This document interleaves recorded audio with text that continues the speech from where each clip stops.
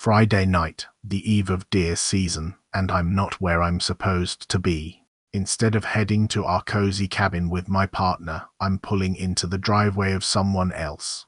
A woman I'll call Juniper, a friend of my partner's, going through a seriously rough patch. Divorce, the whole 9 yards. From what I'd gathered, her ex was a textbook example of a jerk, the kind who blames everyone but himself. My partner, Rowan, and I had this tradition, you see. Every year, we'd kick off deer season at our cabin, a little slice of heaven tucked away in the woods. But this year, fate had other plans.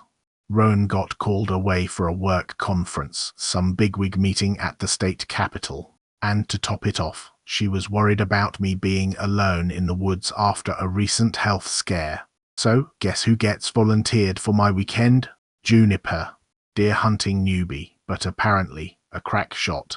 And oh, did I mention it was my birthday weekend? Yeah, timing couldn't have been more interesting. So, I honk, Juniper comes out, loaded down with gear like she's packing for a month-long expedition.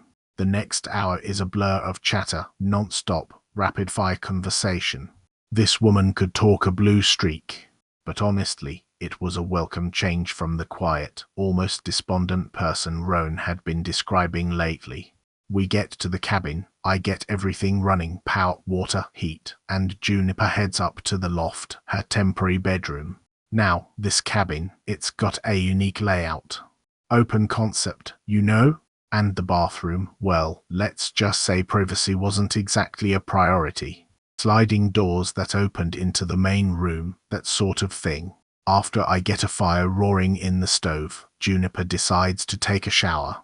And as she comes down the spiral staircase, wrapped in a towel that's doing the absolute bare minimum, I nearly choke on my own spit. Let's just say her ex was either blind or clinically insane.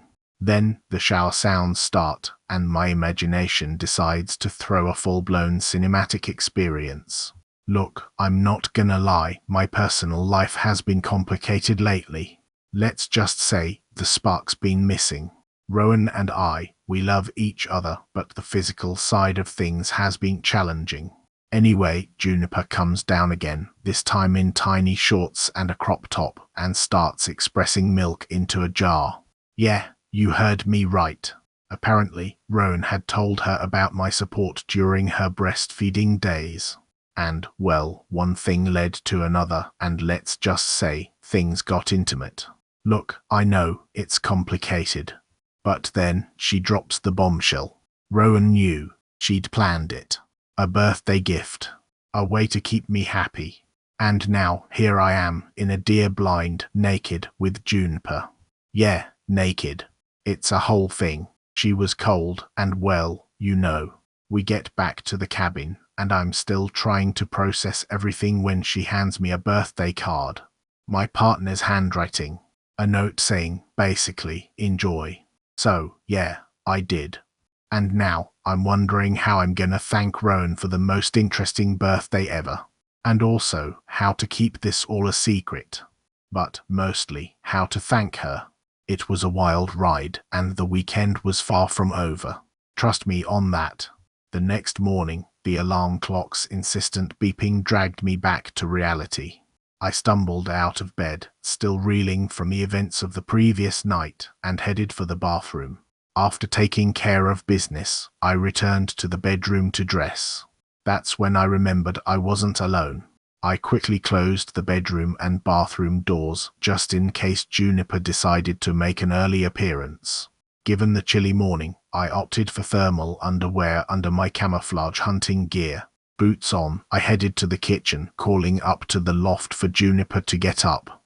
Okay, she called back sleepily. I heard her footsteps on the stairs and turned to see her descending, rubbing the sleep from her eyes. And, well, she was completely naked. Her breasts, full and heavy, swayed with each step. Breakfast in a minute, she yawned, heading to the bathroom, leaving the door wide open. I turned back to the stove, where bacon was sizzling in the pan. As she emerged from the bathroom, still naked, she grabbed the peanut butter jar from the fridge and sat at the kitchen table, expressing milk into the container. You could put some clothes on, I suggested, turning the bacon. Don't you like seeing me naked? She asked, without looking up. I didn't say that, I replied. Then you do like seeing me naked, she stated. Yeah, okay, but clothes? I asked. Why? I don't wear any at home once the kids are asleep.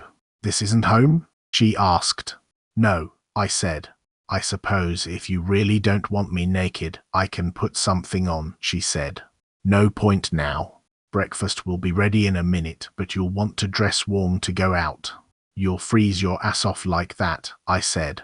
Yeah, I've got plenty of warm clothes, she said, switching to the other breast.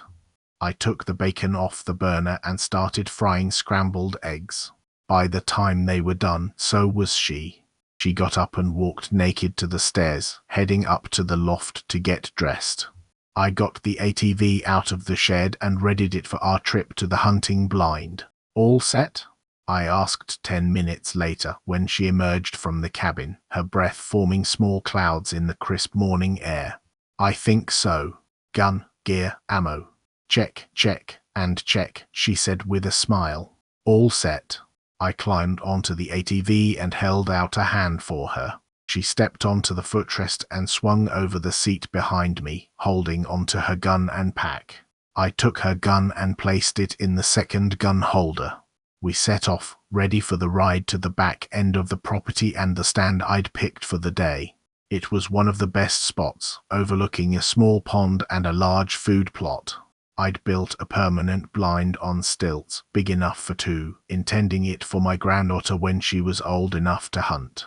It was a chilly ride, Juniper holding tightly against me for warmth and as a wind block. I stopped about 100 yards from the blind and shut down the ATV. We walk from here, I said, pulling her rifle from the holder. How far? She asked. Only 100 yards or so. Don't want to run right onto the food plot and scare the deer all away. Oh, okay. Do they not like the ATV? She asked. It's not a natural predator, but the bigger, wearier bucks will smell it and go around, I said, pulling my pack off the front carrier. I flicked on a red headlamp and turned the ATV headlights off.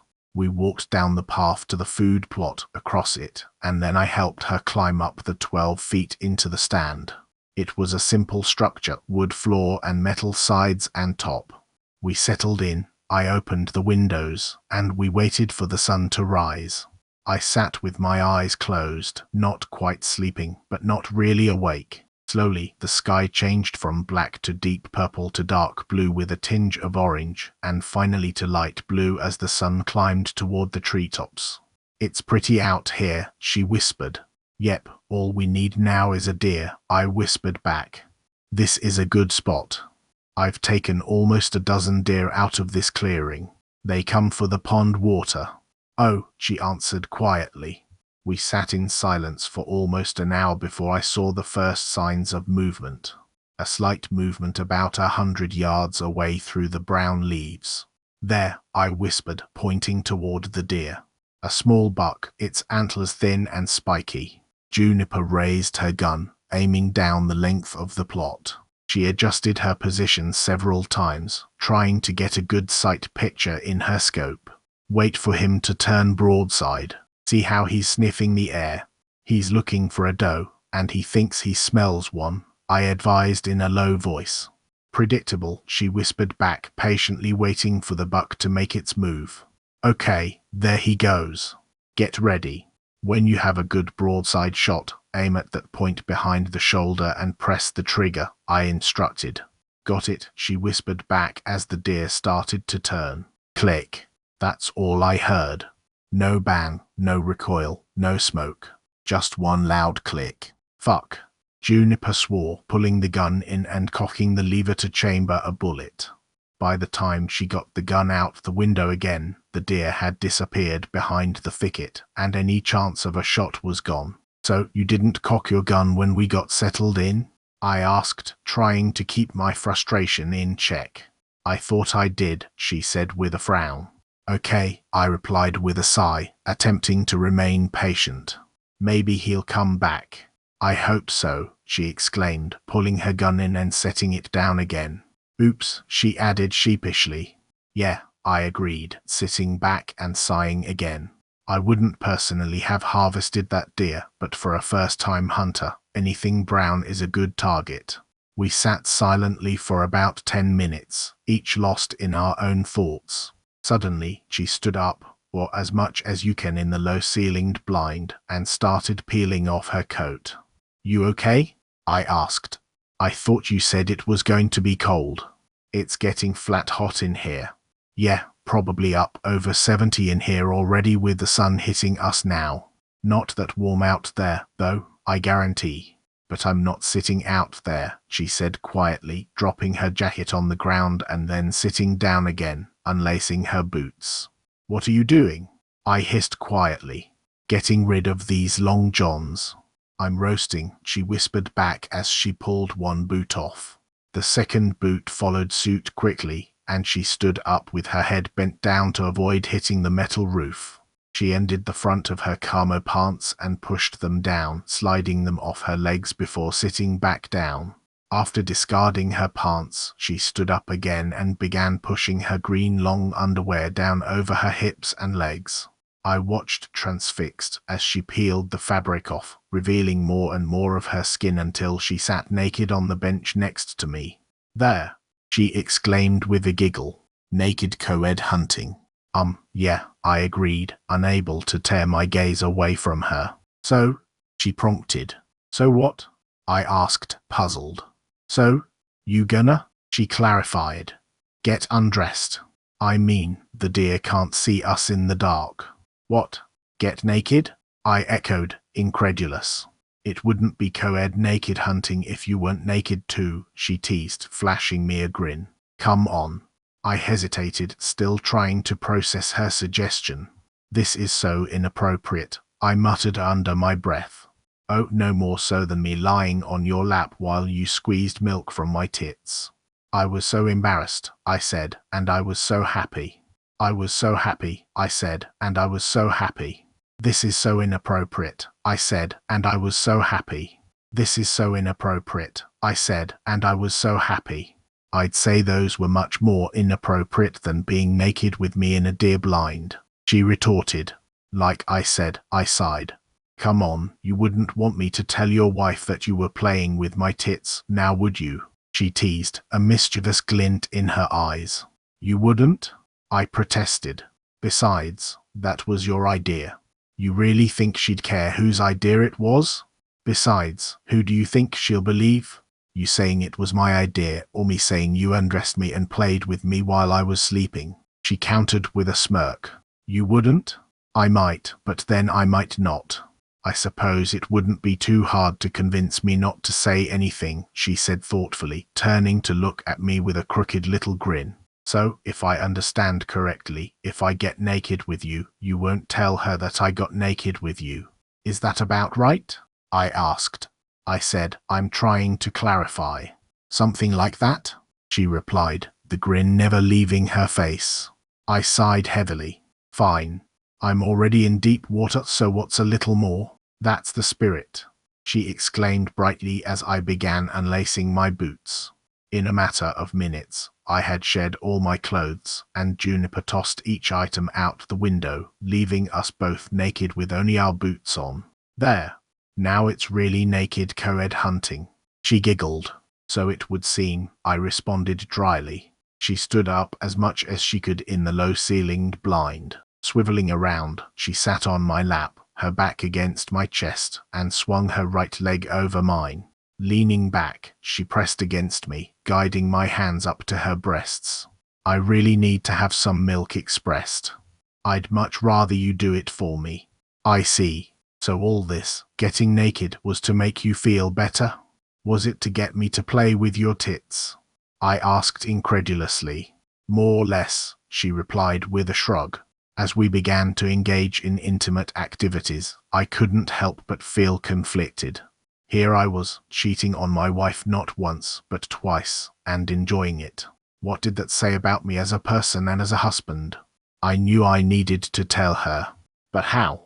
And how could I ensure that Juniper didn't face any repercussions? My marriage was at risk, and I couldn't shake the feeling of guilt and uncertainty. I think we need to go in, I said abruptly, breaking the silence. Okay, but our clothes are out there, Juniper pointed out, gesturing towards the window. You threw them out so you can go get them, I chuckled weakly. But it's cold out there. I'll freeze my ass off, she protested. If that's the price we have to pay, then so be it, I replied solemnly. It took a couple of minutes, but Juniper finally mustered the courage to retrieve our clothes. She tossed them up into the blind through the door, and then climbed in herself, shivering from the still chilly air.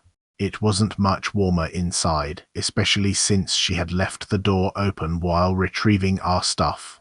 She moved to sit on my lap again, seeking warmth, and I instinctively wrapped my arms around her, holding her close.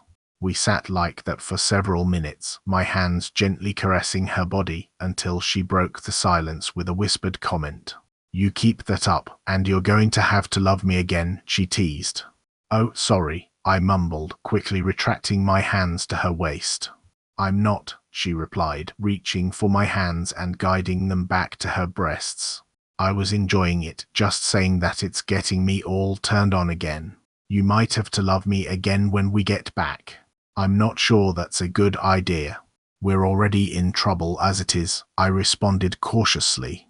Maybe, maybe not, she giggled mischievously. Come on, I need a shower, and so do you. I wonder if we can both fit in that little shower stall at once. Lindsay and I have, I answered before realizing what I had said. Good, let's go then, she exclaimed, pulling me up from the bench and leading the way to the shower, leaving me wondering how I had ended up in this situation and what the consequences would be. We dressed to head back inside, skipping the underwear since it seemed redundant given our plans. The trip back on the ATV was quiet, with both of us lost in our own thoughts. When we parked in front of the cabin, the warmth from the wood stove felt comforting as we carried our gear inside. Juniper undressed again, seemingly eager for more. Instead of approaching me, she headed up the stairs to the loft. Come on, I have something for you up here, she called out as she ascended the spiral staircase. Sure, I replied, following her lead. I was still clad in my boots and pants, but nothing else. She was waiting by the bed, a mischievous smile on her face and her hands behind her back. Here, she exclaimed as I approached, handing me a small blue envelope. Read it. I turned it over to see Rowan's initials written on the front in my wife's distinctively feminine handwriting. Opening the envelope, I pulled out a birthday card. To my sweet, loving husband, it said on the front. Opening it, I read the pre-printed message. If only I could find the way to tell you how wonderful and special you are. You are one of a kind, and I'll love you forever. Below that was her note. I've watched too many of our friends divorce late in life because of their sex lives. I don't want that to happen to us. You are too good to me in so many ways that I'm not willing to lose you to our sexual incompatibility. I know eventually we will be together on that again, but for now I have to find a way to keep you happy. So, for this day, your birthday, my gift to you is Juniper. Enjoy whatever you wish with her. You have my blessing on whatever you do. All I ask is that you save your love for me, and that at the end of the weekend, you answer but one question. Did you enjoy my present? I don't want to know more than that. I love you. Happy birthday. So, last night, today, you knew this all along? I asked, my voice barely a whisper. Yep, for weeks now. So, want to go take that shower? There are a lot of hours and ways to spend interesting time in bed yet today. I looked down at the card again and shook my head in wonder. Might as well. Do you come with cake too? You'll have to wait till later to find out, she said as she stepped towards me, her arms out. She pressed her soft breasts against my chest and her lips to mine for a long, sensual kiss. Shower? She whispered questioningly as she broke the minutes-long kiss. Might as well, I whispered back, wondering just how I was going to thank Rowan for such an incredible, albeit incredibly complex, gift.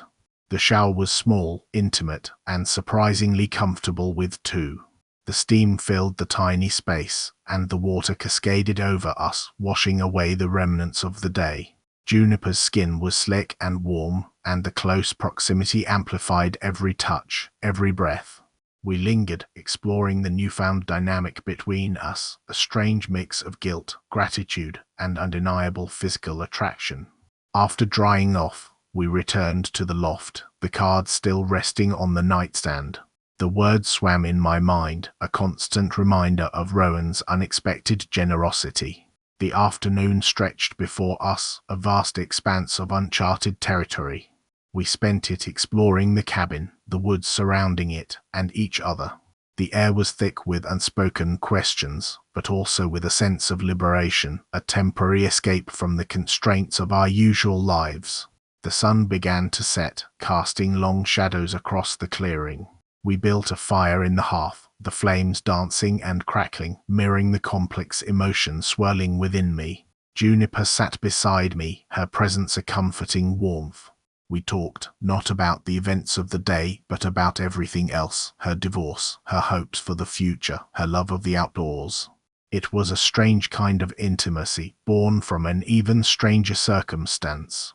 As the night deepened, we moved to the loft, the fire casting a warm glow on the wooden walls. We lay in bed, not touching, but close, the silence filled with unspoken thoughts. I found myself drawn to Juniper, her strength, her vulnerability, her unexpected openness. It was a connection I hadn't anticipated, a bond forged in the crucible of an unconventional weekend. The next morning, the alarm clock's insistent buzzing jolted me awake. I rolled over to find Juniper still asleep, her face serene in the soft morning light. I slipped out of bed, careful not to disturb her, and headed downstairs to make coffee. The aroma filled the cabin, a comforting scent in the quiet stillness. Juniper joined me a few minutes later, her eyes still heavy with sleep. We sat at the kitchen table, sipping coffee and talking in hushed tones. The weekend was drawing to a close, and the reality of returning to our separate lives loomed large. We packed our gear, the silence between us heavy with unspoken emotions. The drive back was uneventful, a stark contrast to the lively chatter of our arrival. I dropped Juniper off at her place, a brief goodbye, a lingering glance, and then I was alone, the weight of the weekend settling upon me. Back at my house, Rowan was waiting, her smile warm and welcoming. We embraced, a long, silent hug that spoke volumes. She didn't ask any questions, and I didn't offer any answers. The unspoken understanding hung in the air, a delicate balance of trust and unspoken agreements. The following days were a blur. I navigated my daily routine, the events of the weekend playing on a loop in my mind.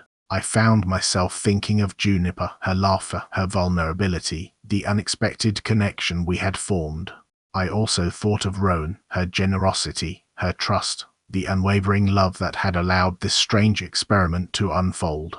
Weeks turned into months, and the memory of the weekend began to fade, like a dream that slowly loses its clarity. Juniper and I remained friends, a casual acquaintance, a shared secret.